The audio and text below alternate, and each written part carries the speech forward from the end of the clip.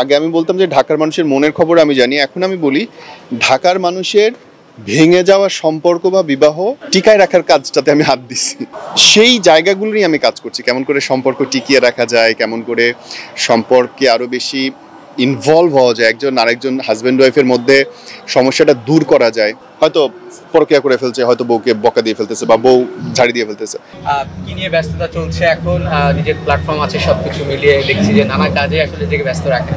আলহামদুলিল্লাহ, আমার তো লাইফ কোচ এবং কন্টেন্ট ক্রিয়েটর এটাই দিয়ে পেশা লাস্ট 3-4 বছর হয়ে গেল। আল্লাহর অশেষ মেহেরবানিতে বাংলাদেশের মানুষ পছন্দ করছে শুনতে, এবং আমার সৌভাগ্য হয়েছে যে বাংলাদেশের মানুষকে কিছুটা ইতিবাচক পরিবর্তনের জন্য সুযোগ করে দেওয়ার বা তাদের সাথে মতামত শেয়ার করা। যেই শূন্যস্থানটা ছিল বাংলাদেশে, কেউ ছিল না বা হয়তো আড়ালে করছিলেন, আমি সেটা প্রকাশ্যে করার সুযোগ পেয়েছি। মানুষকে সহায়তা করার একটা মজার জিনিস আছে ভাই, তুমি যদি কোনোদিন মানুষকে খাওয়াও, তোমার নিজের পাতিলের চাল কমবে না।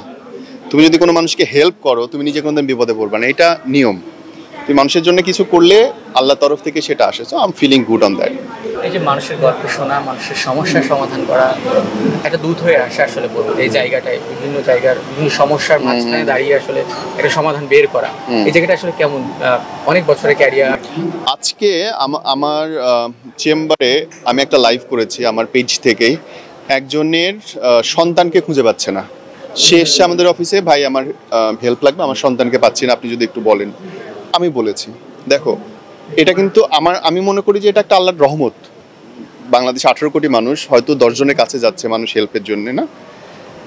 আমি সেদিন কোথায় যেন বলছিলাম যে ঢাকার, আগে আমি বলতাম যে ঢাকার মানুষের মনের খবর আমি জানি, এখন আমি বলি ঢাকার মানুষের ভেঙে যাওয়া সম্পর্ক বা বিবাহ টিকায় রাখার কাজটাতে আমি হাত দিচ্ছি।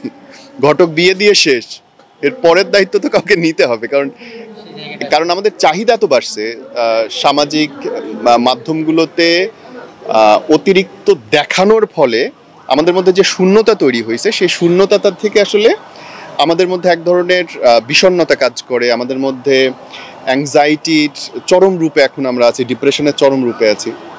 তো সেই জায়গাগুলো নিয়ে আমি কাজ করছি, কেমন করে সম্পর্ক টিকিয়ে রাখা যায়, কেমন করে সম্পর্কে আরও বেশি ইনভলভ হওয়া যায়, একজন আরেকজন হাজব্যান্ড ওয়াইফের মধ্যে সমস্যাটা দূর করা যায়। তারা যে আমাকে বিশ্বাস করে, আমার চেম্বারে আসে বা ফোনে কথা বলে, আমি এটাকে, আমার কাছে মনে হয় যে একটা আল্লাহর নেয়ামত ভাই। আমি না বলে বলতে পারবো না। তোমার বউয়ের সাথে ঝগড়া লাগুক, তারপরে টের বাবা আই নিড সামওয়ান, যে আমার শ্বশুর না, যে আমার আব্বা না, তৃতীয় কোনো ব্যক্তি।